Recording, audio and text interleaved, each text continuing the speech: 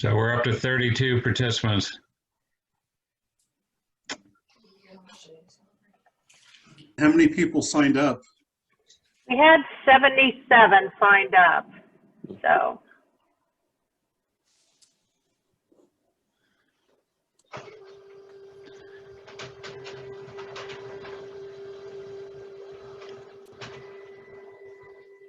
And I see Lawrence Yoon on there.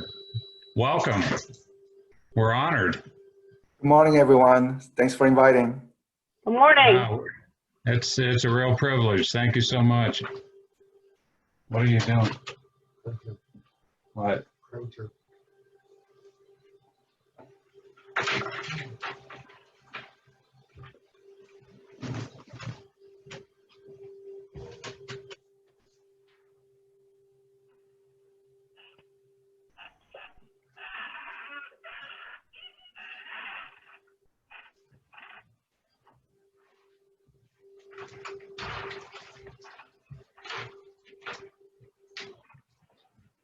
Here.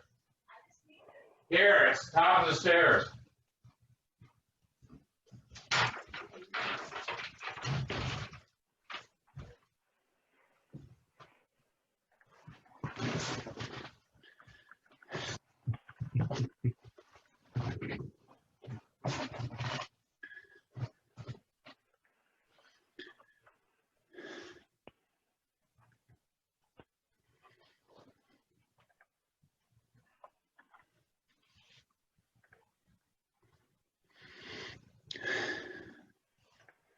Well, it's 9 o'clock. We've got 44. Should I get it going? Yes, I would say go ahead. Let them join as they come along? Okay. Yes. So just a little housekeeping before we begin. If you don't mind, go ahead and put yourself on mute and use the gallery view. If you have any questions about that, unmute and yell at us, but Speaker view, Doug. what? Speaker view. That way they'll see who is actually making the presentation. Speaker view? Yeah, speaker view, sorry. All right, well, I want to welcome everybody. I'm Doug Barrington, current president for Sunflower Association of REALTORS. Thank you all for coming, and sorry we have to do it this way, but it's better than not doing it, and it is a requirement. We told you back in January that SAR's 100th anniversary, which is this year, 100 years, got lost in all of the things that have been going on, but we told you it'd be unlike any year that you've ever seen, and we didn't lie. Normally at this meeting, you'd be catching up with friends and colleagues, enjoying a delicious breakfast that was provided by industry partners. I'd be asking you to take a seat right now, so go ahead and take a seat. However, we are all know that nothing is normal about this year. So let's take a look at 2021. I'm excited to say we have a very special guest this morning. He is responsible for the wide range of research activity for NAR, including NAR's existing home sales statistics, the Housing Affordability Index, and Home Buyers and Sellers Profile Report.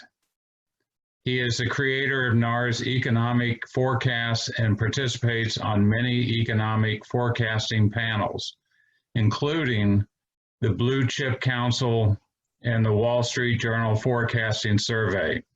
He appears regularly on financial news outlets, is a frequent speaker at real estate conferences throughout the U.S., and has testified before Congress and appeared as a guest on C-SPAN's Washington Journal. By now, you know that I'm talking about Dr. Lawrence Yoon. We are thrilled that he's able to join us virtually this morning to present his 2021 economic forecast. Everybody, here is Dr. Yoon. Thank you, President Doug, for inviting me to share some thoughts on the market condition. 2020, certainly unexpected. When we had the lockdown, it was quite a scary time back in March, April period, because we did not know about the nature of the virus. And I mean, it has been quite deadly in terms of the overall numbers. But at that time, we just simply did not know, like, for example, touch a doorknob, accidentally touch our face. Is that a death sentence? At least we have more familiarity of social distancing measures to help prevent the spread. And realtors, I would say, are a part of the frontline workers. We have to applaud all the frontline workers in the healthcare industry, people working at the grocery store, but the realtors, because you are engaged in person-to-person interactions and following the private appointment, visiting homes in a careful way, at least that has led to the confidence of the buyers. And what a return of the confidence of the buyers once the economy reopened. We saw a surge of buying activity. And this is partly due to the fact that the interest rates have fallen to record lows. So particularly the office workers who have been fairly immune during this recession because they could work from home are taking advantage of the record low interest rates. And furthermore, people are sensing that we may be entering a new post-pandemic economy, new in a sense where work from home could become fairly normal. Workers have demonstrated they can be equally productive working from home as in office. So many companies will be reevaluating. I think the Facebook CEO, Mark Zuckerman, said he really does not know what kind of policy he will implement once the vaccine is widely distributed. Microsoft is taking application from their employees, justifying why they could work from home most of the year. So as people begin to evaluate this condition, you will be saying that, why am I living so close to San Francisco where things are so expensive?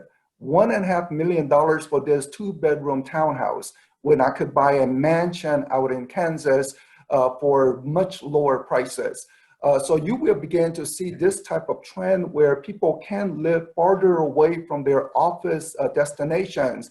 And again, I really don't know how things will play out. I think the technology companies are taking more bold steps, a more extreme case of permitting workers to work from home. But say Manhattan or Dallas, where people are working in office, but maybe it's not going to work 5 days a week, but it's 2 days a week where they set up a lot of meetings and other 3 days work from home, again, providing the flexibility where even in Dallas, where massive traffic jam, why hassle with that when one could be in much more comfortable out in smaller towns?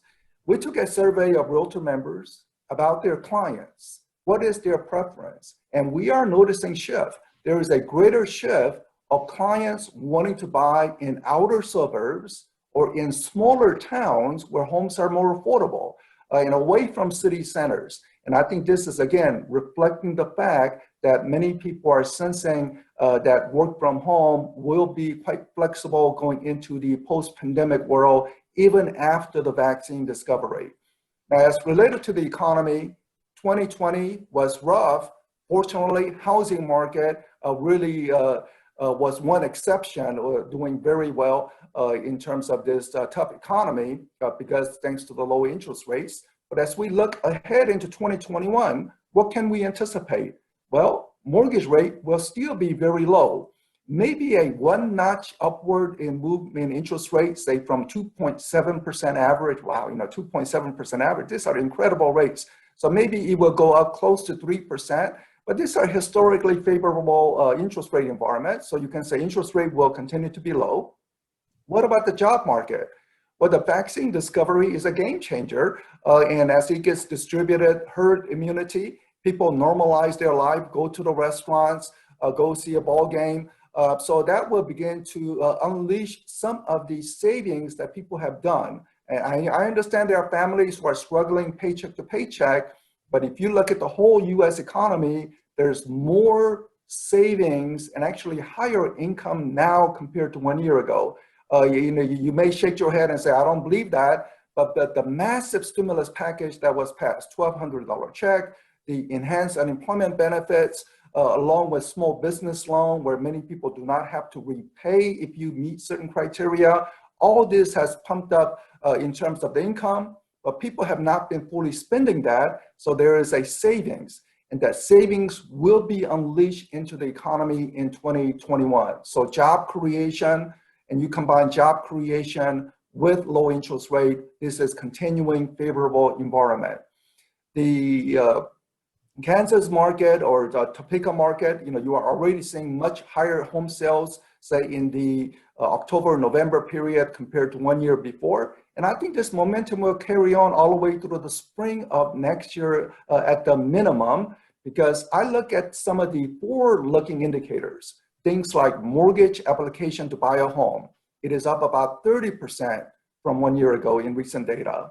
You look at the housing starts beginning to rise, which means you will have more inventory. Inventory constraint has been more of a constraint to even further growth in home sales. So we will begin to see more inventory show up. And then you look at things like the pending contracts or the lockbox openings, the survey of buyer traffic from realtors, all positive. So it looks like this winter would be one of the best winter for home sales ever. We cannot compare with the spring buying season, so we have to do apple-to-apple comparison. Winter versus other winters, 2020 would be one of the best ever, and that momentum will carry into the spring. And for the Topeka market, the median price at about $150,000. I am in Arlington, Virginia, directly across from Washington, D.C., where the office is located. I work with the NAR advocacy team to get all the housing information to government officials, members of Congress, congressional staff to assure that we have the right policy in place. But here in DC areas, the median prices are about $700,000. And then you look at the median price in the California market above $1 million. So if one looks at Kansas market, you say, wow, it's so affordable. And maybe even quality of life issues where people begin to say that if I don't have to commute to office every single day, maybe I could begin to consider more counties for my school children. So because before I consider only a few counties for the school district because I still needed to commute to office, but if they don't have to commute, maybe they begin to consider more schooling as a key criteria in determining the residential location for families with school-age kids. And this will begin to, I think, further stimulate housing demand. You'll consider your clients who have been very happy before the pandemic back in February with their 3-bedroom home, suddenly say, I am unhappy. I need that 4th bedroom to turn it into office space, maybe a 5th bedroom to turn it into office space for my spouse. So all this part will lead to this second order housing demand steadily filtering in. So overall 2021, economic recovery, job creation, again, vaccine is the game changer. For the housing market, you have a combination of job creation and still low mortgage rates. So these are all positive. So my projection, which I've been saying on a more nationwide basis, is that home sales are likely to increase around 9%, which really means that it's going to increase anywhere from 6% to 12%, around that range. And the prices will continue to increase because we still have housing shortage. And therefore, the dollar revenue, one is potentially looking at about 15% growth in 2021. So overall, good background. One policy, the consideration for the incoming Biden administration, just for your information, is President-elect Biden has mentioned something about $15,000 homebuyer tax credit to essentially promote more ownership opportunity to wider number of Americans. I'm sure there will be some income phase-in, meaning that millionaires do not qualify, more moderate income will qualify, but it would be available at the closing table, which means that it's in essence a down payment assistance. And $15,000 would go a long way in Kansas. But at the same time, we have a concern. Joe Biden wants to remove 1031 exchange. He thinks this is a tax loophole for some commercial developers, we are educating the Biden camp to say how important 1031 exchange is for commercial real estate, but also to sale of a land to home builders. We need more supply. I mean, demand is already there, and I'm glad that Biden team is looking at home ownership opportunity expansion, but we need more supply. We need to assure 1031 exchange is preserved. So we will be communicating, educating the Biden camp about the importance of it. And the final legislation would really depend on who controls the Senate. So the Georgia race, Senate race will determine what the right amount in terms of the homebuyer tax credit or 1031 exchanges, preserve all that sort of compromise level. But thank you for inviting, and I want to thank also President Doug Barrington, because during the lockdown period, realtors for the very first time had access to unemployment insurance because business simply disappeared for a few months, and we lobbied hard, local association president, all in to say that let's assure that the realtors, for no fault of their own, the business simply disappeared for the couple of months, they should be eligible. So I want to thank President Doug Barrington for helping out on some policy issues. So now I'm going to turn it back over to Doug. Well, we can't thank you enough for everything you do for the industry. I'm a big fan. If all of you are not looking in your Realtor magazine and pulling Dr. Yoon's column out every month, you're missing out. So thank you so much for joining us. That was all good. That was all very good news. Thank you. I'm going to have to drop off. So happy holidays, Merry Christmas, Happy New Year's, everyone. So. All right. Same to you. Thank you again. Well, you could talk to that guy for hours. Let's talk about our affiliate sponsors. We are so thankful for our affiliate members' support of our association each and every year. Their partnership allows SAR to advance our goals of providing stellar education, events, and professional development to our members. We are very pleased to recognize the 2020 affiliate sponsors. These are in alphabetical order. Please hold your applause till the end. At the gold level, Capital Federal Savings, Community Bank, Kansas Secured Title, Lawyers Title of Topeka, Security First Title. So thank you all at the gold level. The silver level, Alpha Title, Azure Credit Union, Core First Bank and Trust, Invista Credit Union, Heartland Title Services, Landmark National Bank, U.S. Bank, and Vision Bank. So thank you to all our silver level sponsors. At the bronze level, BOK Financial, Community Lending of America, and Home Team Inspection Service. And at the copper level, American Home Shield Home Warranty and Fairway Independent Mortgage Corporation. So thank you again. Your partnership is very much appreciated. Round of applause for all of you. We couldn't do it without you.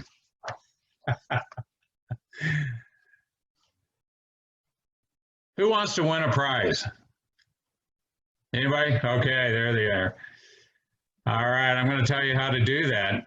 For those of you registered ahead of time, your name has been included in the drawings that will be done at the end of today's event. But you must be on camera and you must be present at the end of the meeting to claim your prize. So if you registered and you're not here and we can't see you, it goes to the next person. So hopefully I'll make you stick around here a little bit. This next person I'm fortunate enough to get to introduce has just done an outstanding job. I've been so impressed all year long. I'd like to introduce Gary Nance for the MLS portion of the meeting. Doug, thank you very much. This has been an interesting year. I know early on we were concerned about the number of MLS participants and members we might have continue on, but it's interesting to note that throughout the year, we've had a net gain of 57 participants. We've gone from 798 at the beginning of the year to 755 at the end of the year. So it's interesting to note a net gain for the year that was difficult enough to say the least. 2020 as a year in review, I feel that we accomplished and covered quite a few different areas. The early on was the implementation of the NAR clear cooperation policy. This was very important, and I'm sure most of you have followed along with the ramifications of the policy. The Lockbox Incentive Program will begin in January of 2021. This enables brokers to purchase at half price or $50 electronic lockboxes. This is based on a pro rata share of the number of members and participants that they have, but this should help the agents and the brokers with the technology and lockboxes. Also implemented the biannual MLS subscription fees, which helped on the billing process and the billing cycle. Denise and staff were also able to initiate direct online payments of MLS charges. And this certainly helps each and every one of you in making the process much easier. An ongoing project that we have now is the clarification of the MLS terms and statuses to align with NAR requirements. This should make it much easier for each one of us to understand the definitions, and when questions arise, we have a clearer understanding of what is being meant. We've been extremely happy with Paragon. We've extended our 3-year agreement with them. It's good with familiarity. Lawrence uses Paragon, as does the Flint Hills. So the surrounding MLSs use the same system for the most part. We were able to contribute $2,000 in support for HCCI, which we were more than happy to do. The MLS survey, user survey, was completed in 2020. We value the thoughts and perceptions of each one of you. And by having the survey, we're enabled to see what you find is important, unimportant, what you even think that we do or don't do. So we really want to pay attention to what your responses have been. We also approved the third-party website to display agent's name and sold information, which does not include sales price. This was done to enable you to market yourselves more effectively and efficiently to the public. An interesting change this last year on the MLS had to do with HOAs. Previously, we've called them maintenance provided or maintenance free, and a better definition is maintenance provided. So a drop-down menu is now available to provide the services that the HOA provides. This past week, we eliminated the coming soon status. We felt that with the clear cooperation policy in place, this helps simplify the matter. The coming soon status was difficult to implement, difficult to understand, and it was raising constant questions. So the easier course of action was to eliminate it and move on. 2021 will prove to be an interesting year. One of the big issues will be the MLS standards, the criteria and enforcement process for minimum standards that will be required for all Realtor Association owned and operated MLSs. Minimum standards are indeed a key. It'll be interesting to follow Zillow's entry into the market as an association member and MLS subscriber. We need to follow more closely what their real intentions are, what they've done in the past, and what the indicators are that they will be doing in the future. Many of you use HomeSnap. You like it for yourself. You like it for your customers and clients. That was purchased by CoStar, so it will be interesting to see how that will affect. Will it be a disruptor, or will it be something that we can work with effectively? The iBuyer market waned a little bit this year because of the COVID situation. We need to track that and see if it is a threat or how much it may affect our market. Buyers' commission rates now must be shared with the buyers. So we've changed the client sheet so that it does display the percentage or dollar amount that will be paid to the buyer's agent or transaction broker, whoever it might be. The buyer is now entitled to find out how much the agent is being compensated. Another issue that's come down is going to be a strict enforcement of ADA website compliance for broker and agent sites. You need to ascertain and make sure that your website is ADA compliant when it comes to those who may have hearing or sight impairments. It'll be important to follow up with that. As of November, and NARC established core standards for MLS with tiered levels of violations and standardized penalty requirements. There were multiple pages on this defining different areas, levels of fine, if it's just a sanction, a verbal sanction, if it's more than that, or if it's a dollar amount that will be attributed to each fine. So the MLS will be dealing with that in the coming months. It was an interesting year. It will be an interesting year in the future. Very challenging, but we've met the challenges so far, and I have every level of comfort that we'll address those in the future. For those of us this year, for Kerry Calhoun, Hal Humes, and myself, this is our last meeting. We're completing our terms at the end of this year. And Kerry and Hal, I'd really like to thank you for your time and service to the MLS board. You've been great contributors. Your insight has been great, and we value your participation. For 2021, I'd like to recognize the incoming board of directors and officers. Chris Nowak will be the 2021 MLS president.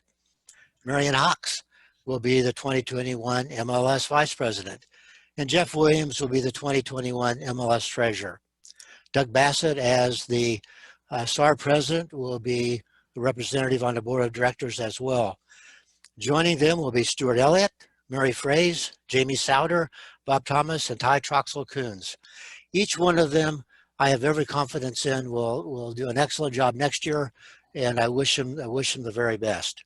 At this moment, Chris, on behalf of the participants and subscribers of the Sunflower MLS, I'd like to present you a gavel and pen. A little difficult over Zoom, but at some juncture you will receive it. So, Chris, do you have any comments you'd like to make?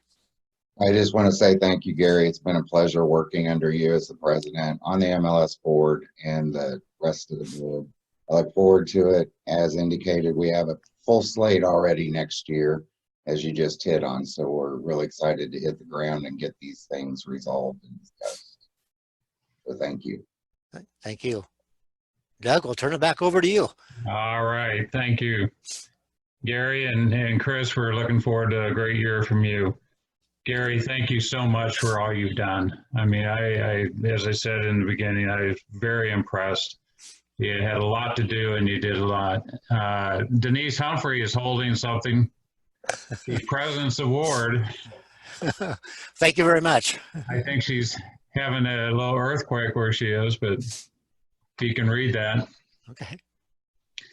Hey, speaking about the year in review, we've got a few points that we wanted to share with all of you. As much as it was a year of confusion, concern, COVID, and uncertainty, there were bright spots to be shared. In spite of COVID-19 restrictions, SAR leadership and staff attended the NAR AEI legislative meetings, leadership summit, and annual convention virtually. We produced 19 training or professional development offerings for 493 registrations. We did 9 newspaper articles and 4 news segments on real estate topics, 8 members newsletter, 9 broker newsletters, COVID information page on SAR's webpage, best practices for real estate during COVID for members, 13 social media posts, 3 broker forums, 8 continued education license renewal opportunities with 86 registrations. 6 professional development. And in January, as of January 1st, we had 615 realtors in our association. As of today, December 17th, we have 661 realtors. You don't have to take your shoes and socks off. That's an increase of 46 realtors for the year. That's unbelievable in a pandemic. 2020 members and CEOs served on Topeka Affordable Housing Stakeholders Group, the Affordable Housing Study Steering Committee and Implementation Committee, HOA boards, county planning and commissions, numerous local and regional economic development and civic boards. Also, as most of you know, we are excited that we just received, I think yesterday or today, the final plans for your new education and training center that's coming soon in the new SAR office. So we've been sharing that with you. Yeah. Doug Bassett and the SAR Special Task Force for the building. Everybody's been working very hard on this, the board, getting things pushed through. So we're going to provide state-of-the-art, nothing compared in this region, opportunities for you to enhance your training.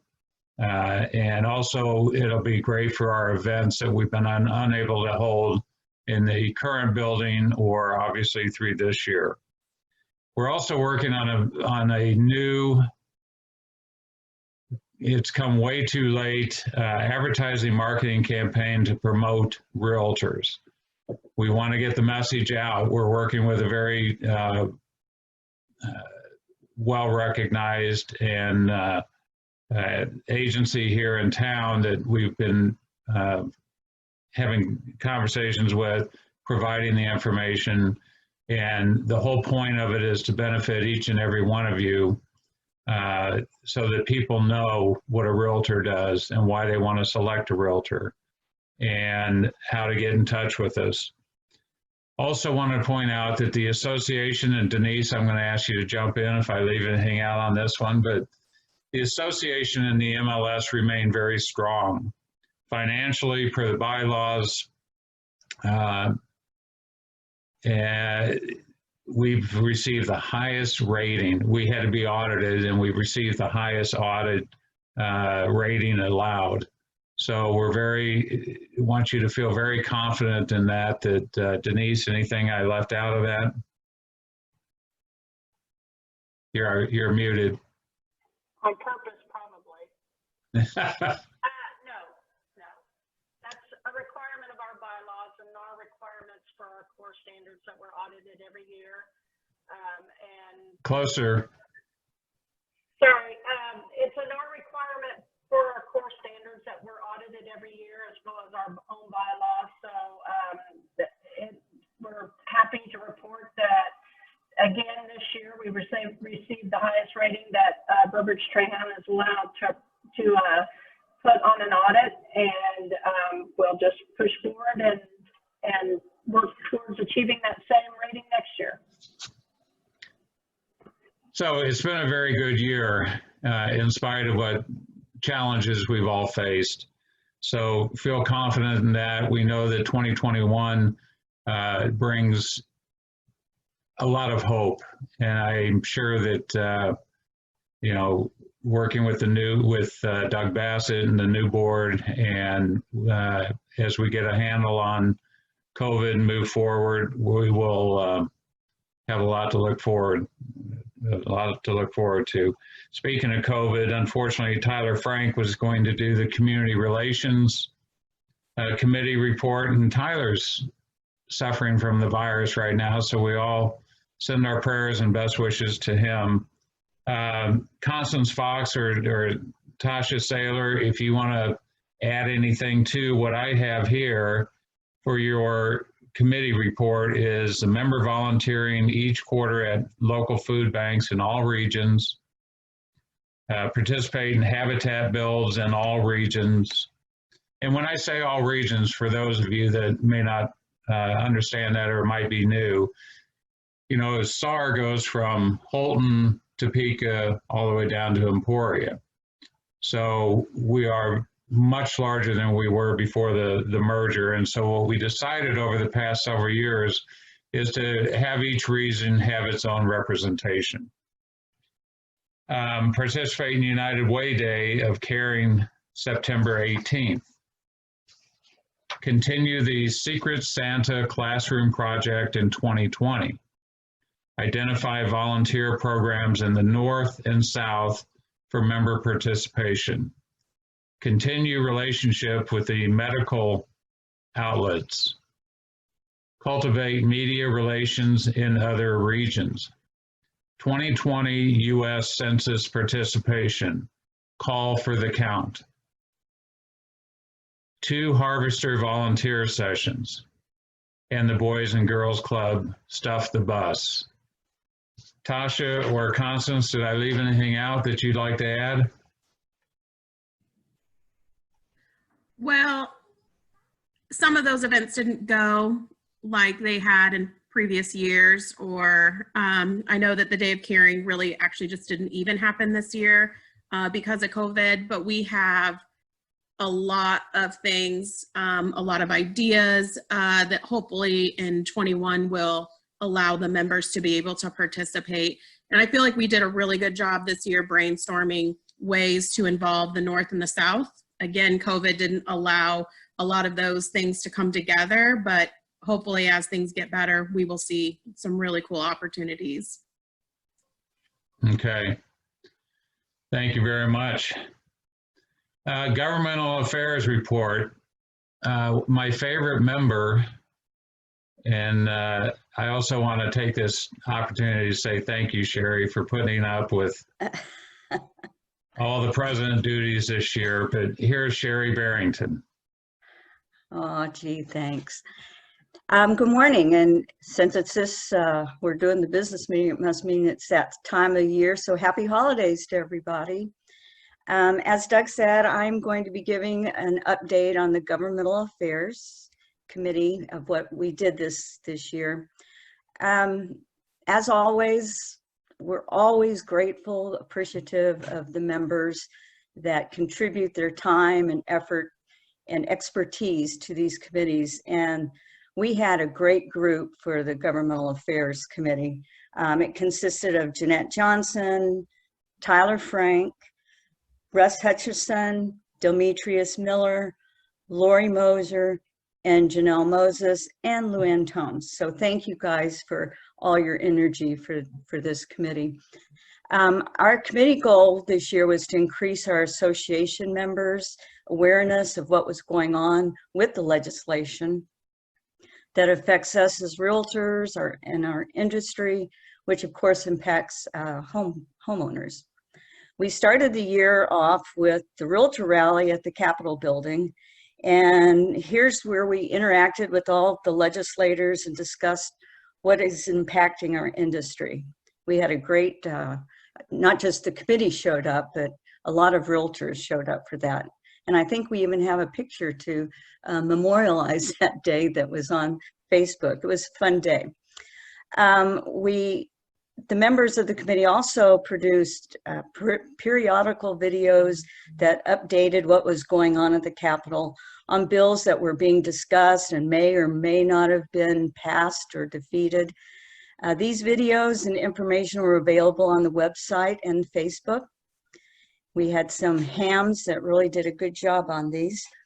The Governmental Affairs Committee also contacted members who are currently not registered to vote, since this was a big election year.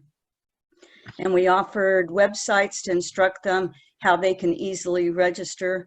We also sent reminders to register and vote, and they were posted on various medias. The committee also contributed their time in contacting members to remind them to participate in the census process. To give a legislative update is our guru, Mark Toombs. He is actually the guy who has been in the trenches day in and day out to ensure that our interests in real estate are being heard. Mark is a little bio on Mark. He's a native Kansan, born and raised in Manhattan. He's no stranger to the Kansas legislature after working there during both undergrad and graduate school. Mark has a BS in political science and a Master of Public Administration, both from K-State University. And I guess, oh, wow. And as a graduate studies from Nelson Mandela University in Port Elizabeth, South Africa. Impressive. After college, Mark worked as the lobbyist and training coordinator for the League of Kansas Municipalities from 2001 to 2008. He then joined the Iowa League of Cities, working as the Director of Membership Services from 2008 to 2019. He is currently the Vice President of the Governmental Affairs Committee, and we would like to welcome him to give us the latest update. Mark? All right. Thank you very much. I think I've just got the screen. Is it showing up the legislative update, my PowerPoint? Yes. Great. Just to give you a quick update, Denise says I have about 5 minutes, so I'll try to stick to that. It's going to be an interesting year. Obviously, elections have consequences. A lot of money was thrown in, a lot of it from out of state, and there was a thought of breaking the quote super majorities. In the Kansas Senate, they actually stayed the same, 29 seats. And really the story was in the primary where GOP moderates, which numbered about 10, lost 6 of 7 of their primary elections. So the whole caucus is going to tilt much more conservative. There's also completely new leadership. On this list, the only new, or the only person that stays the same is Senator Fascadeau of Wichita. New Senate president and a whole new leadership team. And, unfortunately, Topeka area lost really a giant with Anthony Hensley, Senator Hensley. He was defeated, as you know, in the election, and had been in service since 1977. So just a lot of knowledge that will be lost there. On the House side, they increased their majority by 3 seats, so they will continue to have a supermajority. There was also some moderates that lost in those primary races. But the story here is no real leadership changes. The only new person on this list is the assistant minority leader, Jason Probst, out of Hutchinson, which is now the furthest west a Democrat is in the Kansas House. So as Democrats have really not fared well in more rural areas and certainly in the West. So the big picture here, the COVID-19 impact, we're just really not sure. I think we won't know really until a week or two probably before the session of what the session will even look like. Will it be one big Zoom meeting? They are preparing a lot of the legislative space for better, Zoom and YouTube capabilities. But there's also the hangover effect is what I'm calling it of the 2020 legislature. They only passed 13 or 14 bills the whole year, and that includes the regular session, which kind of the plug got pulled in mid-March. So a lot of items got passed through one session or one part of the chamber, maybe the House, the Senate, and then just didn't have any time to pass. And so a lot of industries have what you call little bills, little fixes or things that people are looking for to change in law, and that just didn't have the time to do that. Both chambers will have veto-proof majorities, so you'll expect some, flexing of that legislative muscle to occur. Not our issue, but the issue of the value them both amendment. The abortion constitutional amendment, I would expect that to come up and pass. I think that there's the majorities are there for that. Also, redistricting, this will be an issue really the tail end of the session, really starting this next summer. But then everything's an election year, so they'll be starting to ramp up. Governor politics will start to be present. Will the governor run for re-election? We just have a new lieutenant governor who is the Secretary of Commerce, Dave Toland, who some people think may be the actual heir apparent, and that Governor Kelly may not run again. Although we did get a fundraising letter, and there's a fundraiser for the governor's reelection, so she's at least making the appearances that she will run again. But how that works, who knows? We have an attorney general who's expressed interest. We have a speaker of the House who's expressed interest.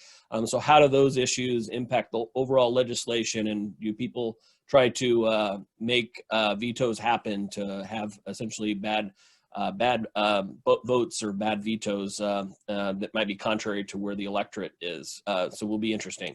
So some priorities. Some of these are the same because obviously a lot of issues just stalled last year. We're still, looking at tax itemization, decoupling from federal policy. This is the tax cut that happened at the tail end of 2017. The Trump Job Acts legislation. Currently in Kansas, you have to itemize at the state level if you itemize at the federal level. The problem here is that the standard deduction at the federal level doubled. So people are not as incentivized to do that at the state level and wanting to make that a choice for the consumer. Home inspector, this is something that we've tried a couple of years. Hasn't got a lot of traction in recent years. But home inspectors previously were regulated. There was a previous process, but that was allowed to sunset during the Brownback administration, and we're hopeful that we can make the case that it's a consumer protection issue. So there's a minimum level of regulation here to bring about some liability protections and educational requirements for the people who do home inspections, because right now it is the wild, wild west out there. Anybody could call themselves a home inspector, and that would be fraud. And there should be some consequences. So we're working with the home inspector associations to bring about more of a professionalism to that industry. Also, property tax reform. There's going to be there will be bills, a truth in taxation legislation that essentially will make property taxes more accountable and transparent, and really trying to really find ways to reduce that reliance on property taxes. So there's some things that are going to go on there. There's also first-time home buyers savings account. This is something that passed last year, earlier this year, 124 to 1. Just didn't have any time in the Senate, so we expect this to be picked back up, and it provides a benefit of $3,000 for individuals, $6,000 for couples or joint filers. Essentially, that money comes off of the adjusted gross income. It also is allowed to grow tax free as far as interest, although not a lot of interest rates probably out there earning much money there. But it's a way to incentivize home ownership, and I think it could be part of a longer term strategy to grow and continue to grow the economy. Modernized notary service is another priority, and this is normally something we probably wouldn't put as a priority, but this is also a bill that passed 123 to 2 last year in the House. Just didn't have any time in the Senate, but we haven't really significantly modernized our notary law since the mid 80s. And a couple of little things here and there, but concepts like remote notarization, which we've seen is vital during the pandemic. I worked with the Secretary of State's office to craft a executive order, and that's what we're currently under now, and worked really closely with the Secretary of State's office, the bankers associations, and the bar association to come up with a temporary fix here. But this would be a long-term solution to that issue, and currently 48 states have some sort of a remote notarization by either law or by some sort of temporary authority like a governor's executive order. And then there's another one, this is kind of an emerging issue, is KREC investigative power. They're looking at trying to have cease and desist order, subpoena power to really go after people who are doing unlicensed activities. So they have no authority over anybody who doesn't currently have a real estate license.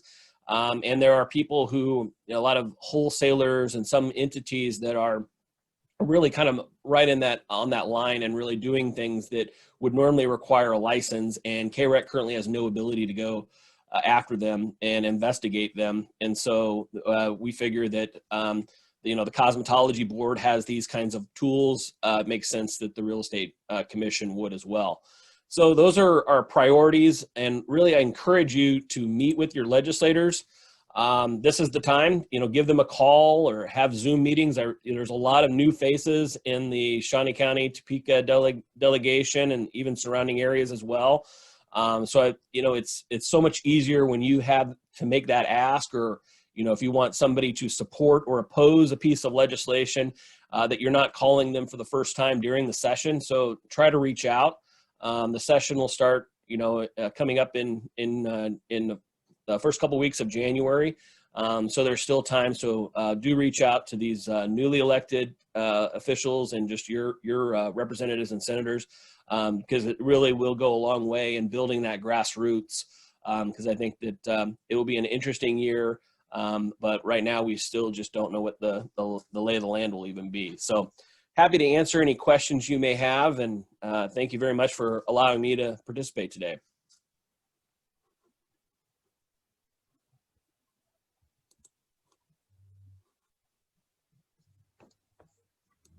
Mark, thank you so much. We deeply appreciate all you do for us. Thank you.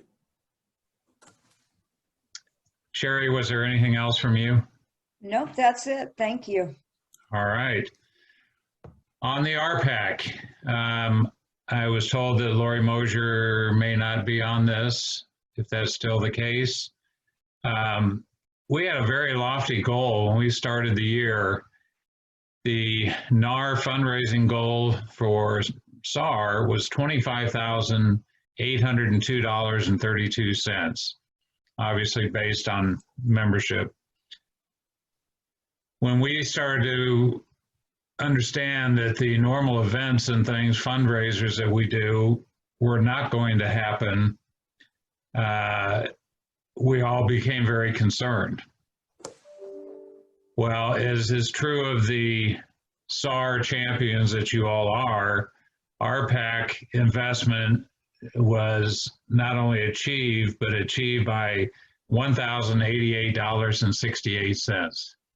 So we made the budget.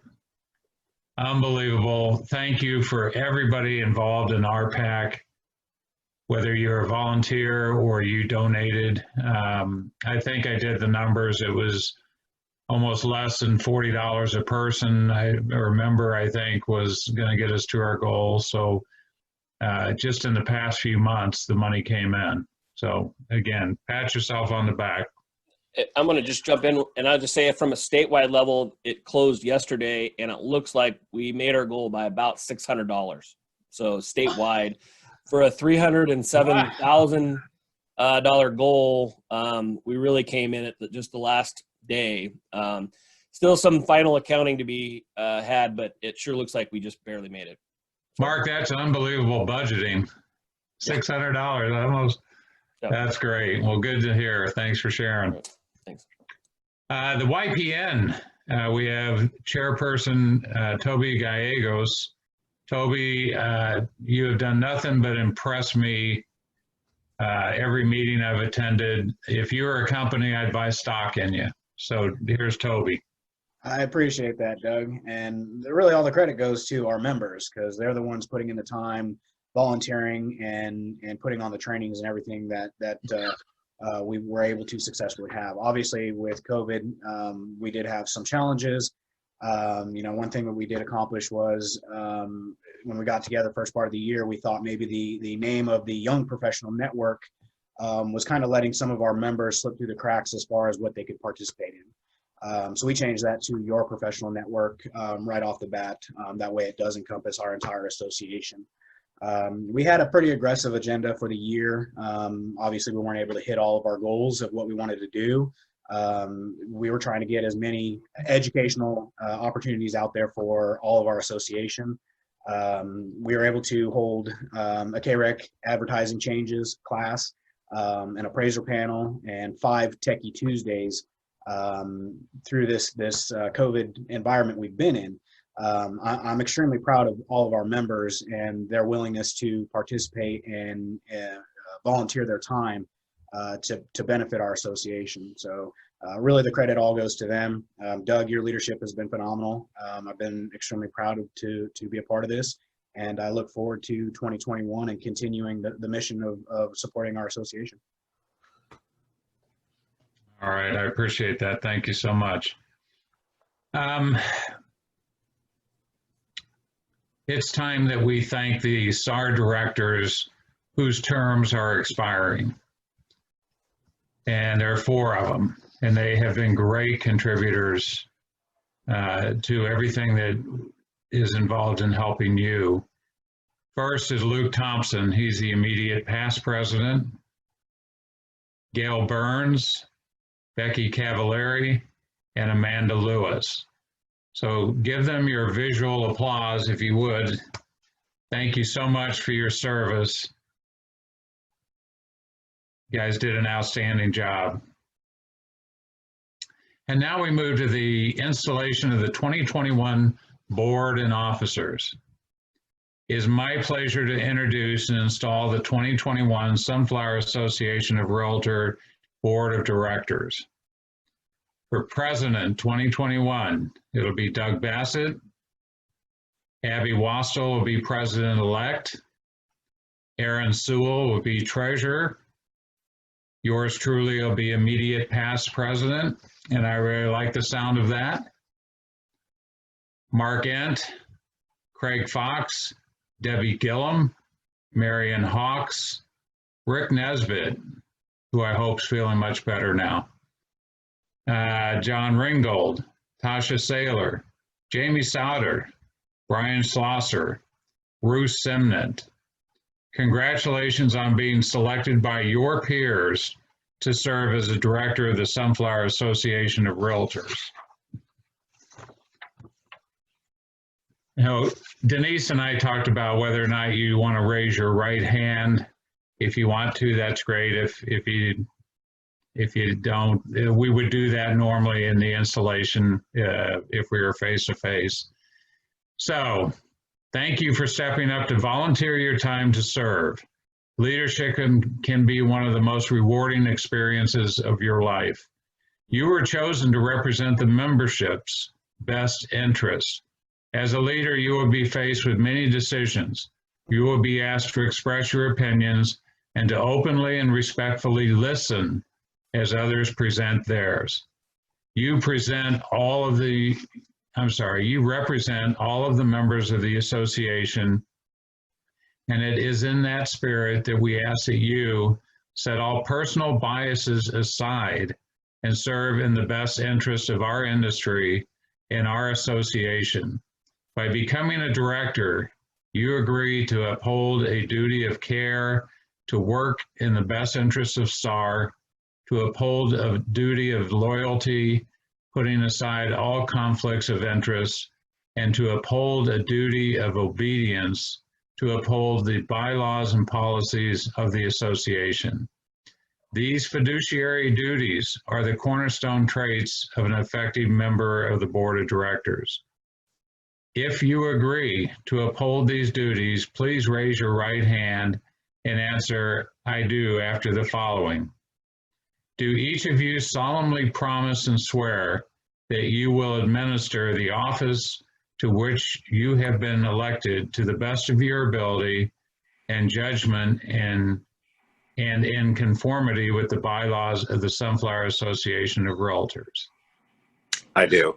I do. Okay. I will assume I heard we've got some muted people or missing people.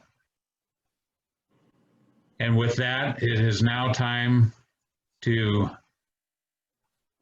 pass the gavel to the 2021 SAR President, Doug Bassett. Through the magic of the new SAR transporter, I will pass the gavel to Doug. Where's Doug? Right here. I got it. Hey! I'd like to introduce Tracy Peterson, who will do the official pinning of the president's pin on Doug. She's gonna poke me.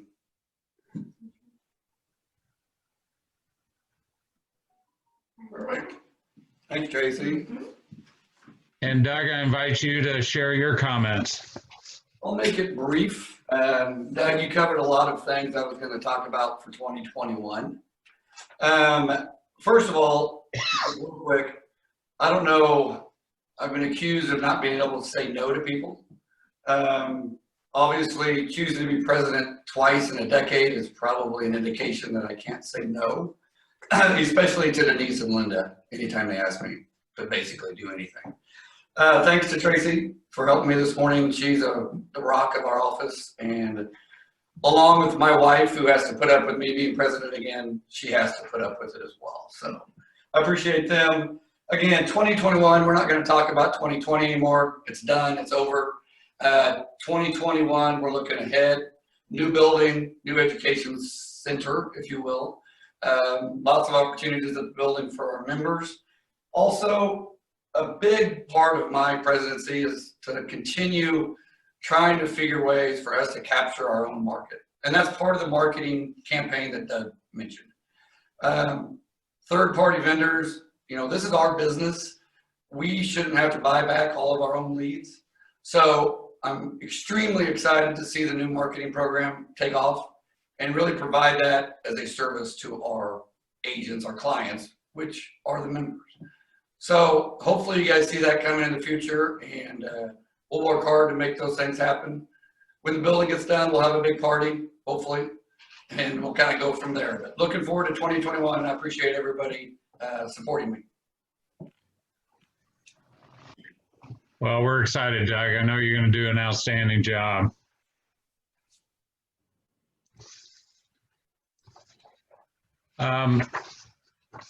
You know, none of this would be possible, and all the things that we kind of take for granted day in, day out.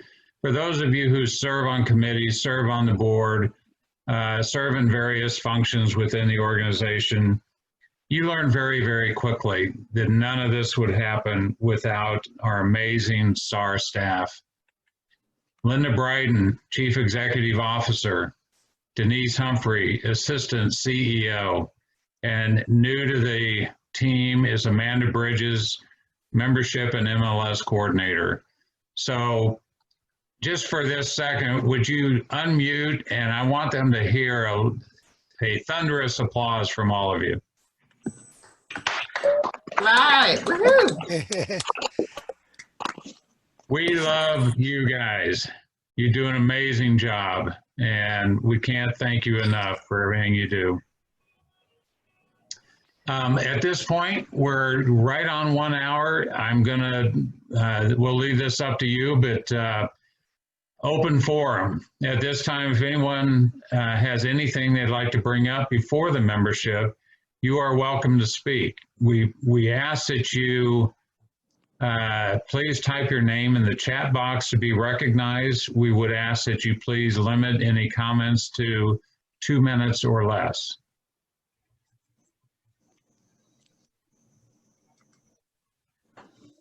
Anything anybody wants to talk about? Is it in the?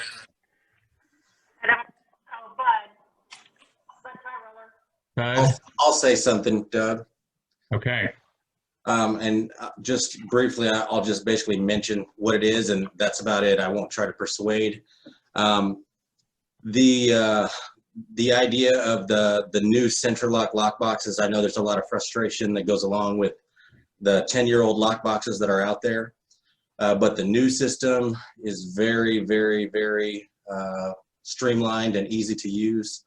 And in the Lawrence MLS, they're on every single listing, and it's very convenient and very easy.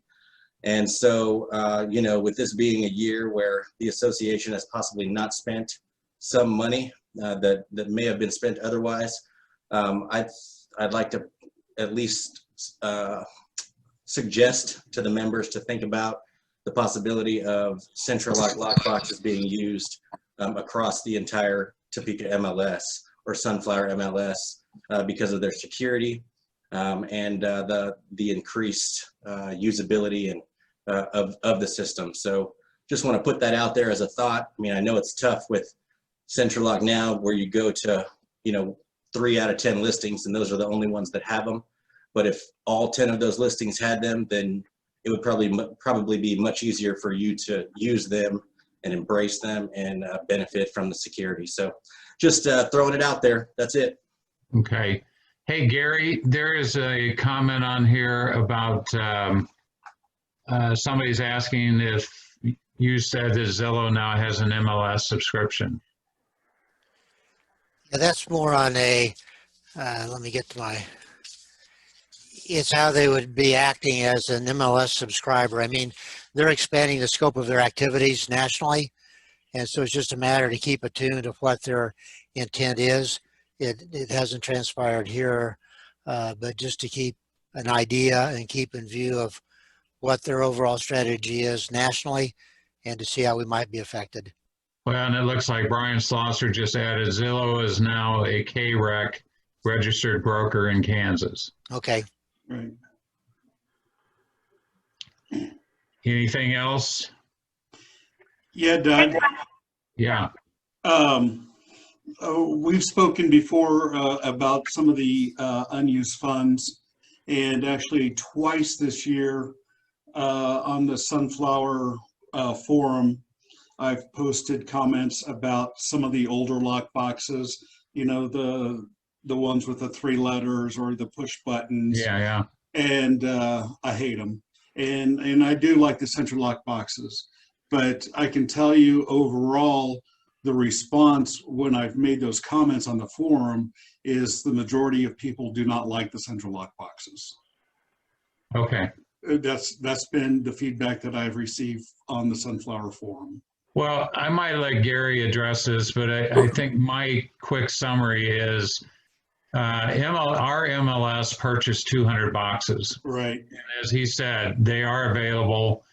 I won't go through all that again, but you can find out if you want to buy one, if you want to test one, you can certainly do that. You can contact Denise or anybody in the SAR office, Amanda, and you can get it. And I mean, I personally have 4. Yeah, but if you don't want it, you don't have to get it. And I agree that I know it's something that Sherry and I have been trying to do is get rid of the old ones and go to an easier, you know, we may not use the central lock, but we may, we definitely upgraded our lock boxes. So it's a good point. Gary, anything on that? No, I agree. They have an opportunity now to try them at $50 and try an experience and see how different they are now from what they were before utilizing the new technology. So I view it as an opportunity. Yeah, and that's the way it should be. If you want to try it, yeah, Luke. I would just encourage everyone that's listening right now that, or challenge you that if you do not have the Central Lock app on your phone right now, then please equip yourself with that app, because the way those lock boxes work is you walk up to the box and you push a button on your phone and the box opens. So if you've had difficulty with the lock boxes, even the old lock boxes, the Central Lock app will allow you to open that door without needing to get a one-day code from Showing Time or the agent or anyone. Any of those Bluetooth lockbox, any of the Central Lock lockboxes, even the old ones, will open with the app, and you don't have to renew the app like you did your card. So I just want to make sure everyone knows that. Anything else? I think it was probably 5 or 6 years ago, I showed a house in Tonganoxie and they had electronic, all of theirs were electronic at that point, and they were all on, and it was not Central Lock, it was something else. But it really makes life a whole lot easier for all of us if we, but I have to say the $100 a pop was a little expensive, but 50 is a lot easier for us to stomach than the $100. Thank you. Yeah. I believe, Kathy, the lockbox that you encountered was probably the Supra lockbox. Exactly. And that's all of Kansas City uses it, and they're a huge hit. Yeah, I mean, all you have to do, I didn't have to write down everything and take all my paperwork with me and go back through Showing Time and find all this stuff. Just walk up there with that little app and it just opened up, and it was like, man, one less piece of the puzzle to have to carry with me to showings. So if anybody is interested, I'm sure you can go to the SAR office and take a look at one of the new lock boxes. Denise will probably walk you through that. If there's nothing else at this point, I promised earlier, you might have an opportunity to win a prize if you stayed on here, and you did. You made it all the way through just over an hour now. So with that, remember, you must have your camera on and be recognized as present to win. Denise, are you doing this? Yeah. And I will remind you while she's getting ready for this, the 2020 year-end report will be available for review on the Paragon homepage and in the next SAR newsletter. Okay, Larry Lutz. Larry Lutz? Can you get closer, Denise? Larry Lutz, doesn't look like he's, are you there, Larry? Okay. Constance Fox. Constance. Okay, Constance, can you keep track of that for me, Amanda? Okay, there's one. Neil Schober. Neil's there, okay. I'm here. Oh, hey, Kelly McFarland. Denise, did you hear Neil? Yes, I got Neil. Kelly McFarland, is Kelly there? Okay.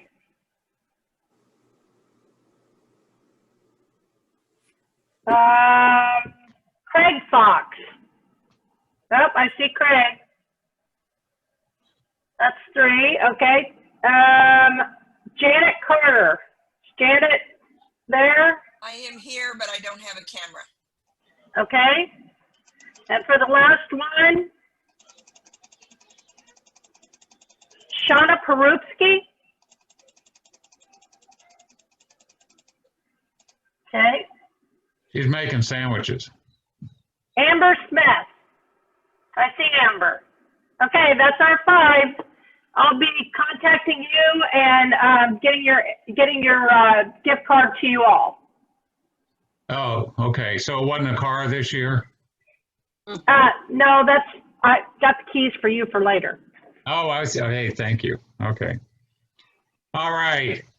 I want to thank all of you for taking the time to attend today. The 2020 annual business meeting of the Sunflower Association of REALTORS and Sunflower MLS is adjourned. It's been an honor to be your president this year. It's been a challenge, and with your support, we were all able to make it through it. So here's happy holidays for you. Merry Christmas, Happy New Year's, and here's to 2021. Thank you, Doug.